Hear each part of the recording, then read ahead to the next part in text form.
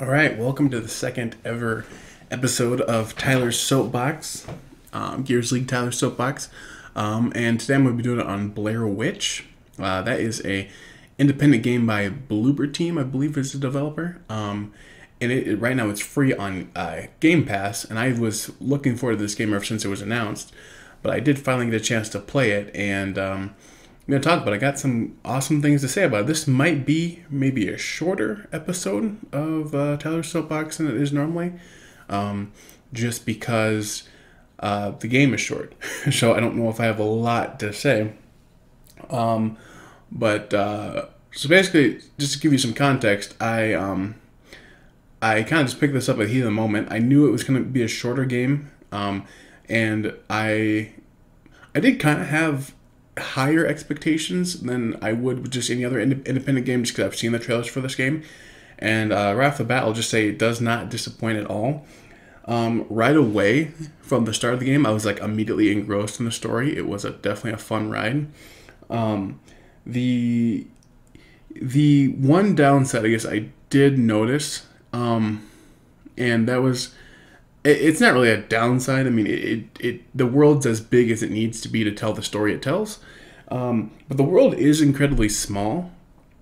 But like it kind of uses tricks to make it seem like it's not, which, I mean, again, it's not really a bad thing. It is just one thing I did notice. I did notice that I was retreading a lot of ground, especially at the end of the game, where you're just retreading the same steps over and over and over again. And to its credit, it's different every time, but there's different experience every time, but at the same time, definitely a small game. But again, not necessarily, I don't know if it necessarily needs to be any bigger. One thing I do like about this game off the bat, I'll just say is, I guess this kind of comes back to bite in the butt if you're an achievement hunter, but right away it immediately gives you a sense of control, which is what I like in horror games, where like you can fight back against the things that are coming after you. Like, I hate games like Outlast, like where you just have to run. I hate having running as a gaming mechanic. I think that's just incredibly dull. I had a lot of fun with just being able to like fight back against the thing, which, and I'll kind of just say up front now while I'm on the topic, it's one of those games where it actually bites you in the butt if you're an achievement hunter, where it's like, in order to get like the perfect, like if you're a lore hunter too, in order to get like the perfect ending and like the perfect achievement, you like can't kill anything, which is so dumb. But that's probably my biggest complaint about it. Is this was actually my same complaint with Dishonored, where it's like if you want to get the perfect ending, you get all these cool tools and stuff, but don't kill anybody. You know, it's just the dumbest thing ever. But and also too, one other complaint I had on this realm, one of the collectibles is tied to not getting the perfect ending. Meaning, if you break any of the totems which you need to collect, you don't get the perfect ending, which is so dumb. Like, it kind of makes sense a little bit for replayability, that this is a game you're supposed to play a few times because it is such a short experience.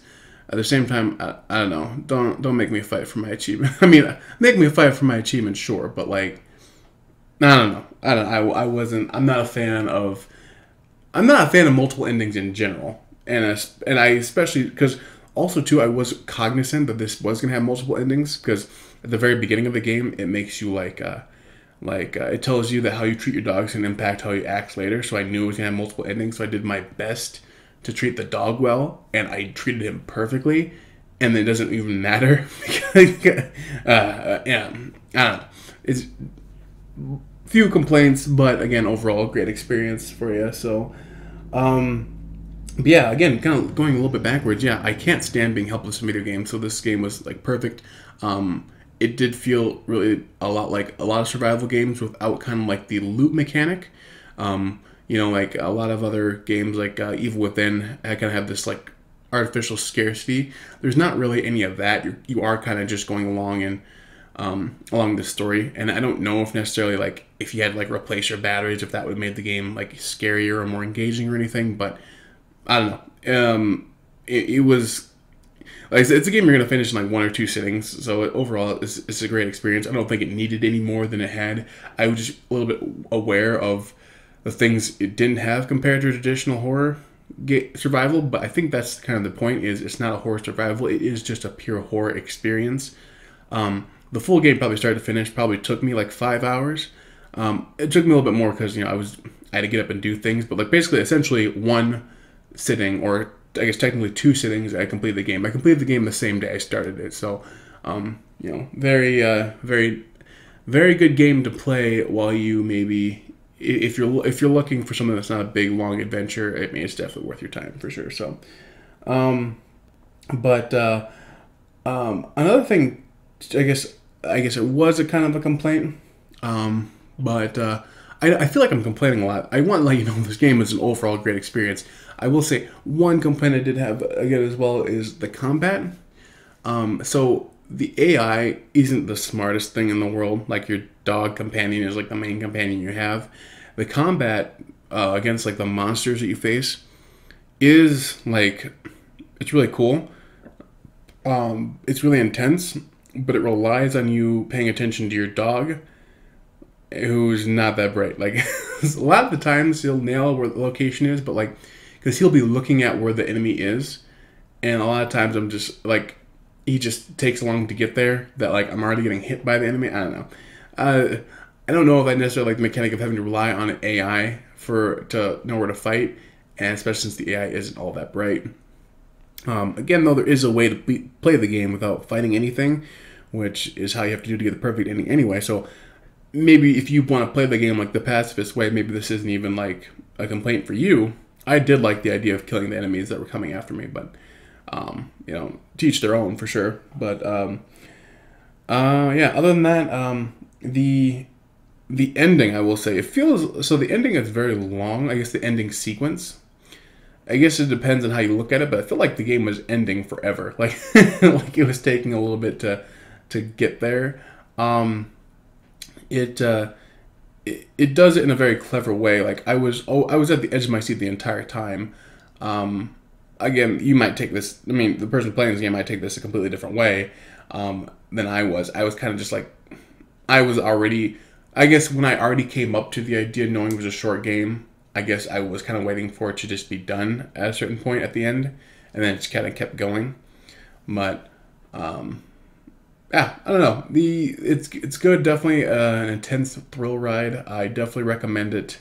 10 out of 10 to anyone to play it. Not that I'm going to give the game a 10 out of 10, but 10 out of 10 times I would recommend this game to anyone I met. It's just that, yeah, few gripes, but I don't see you ever regretting playing this game, especially since it is so short, and especially since it's a lot of fun on the way. One thing I do like about horror games that respect the player. So like not so much jump scares. I mean, there's like 1 or 2 maybe the entire game, but not so much jump scares so much as creating an environment that is just overall creepy and having creepy things happen, but not like you just jumping out of your seat. I hate that. Like that's not fun to me. That's not scary to me either. It is just I think that's lazy writing, but this game does a great job of just making the world itself feel scary. So, yeah, definitely Blair Witch. Give it a try. Like I said, free on Game Pass. If you want to email me at all about your questions and concerns or anything, that's gearsleaguepodcast@gmail.com. Again, gearsleaguepodcast@gmail.com. And you can watch me stream at twitch.tv/TOPOLEADK. That's twitch.tv/TopoliaDK. Alrighty, that's it.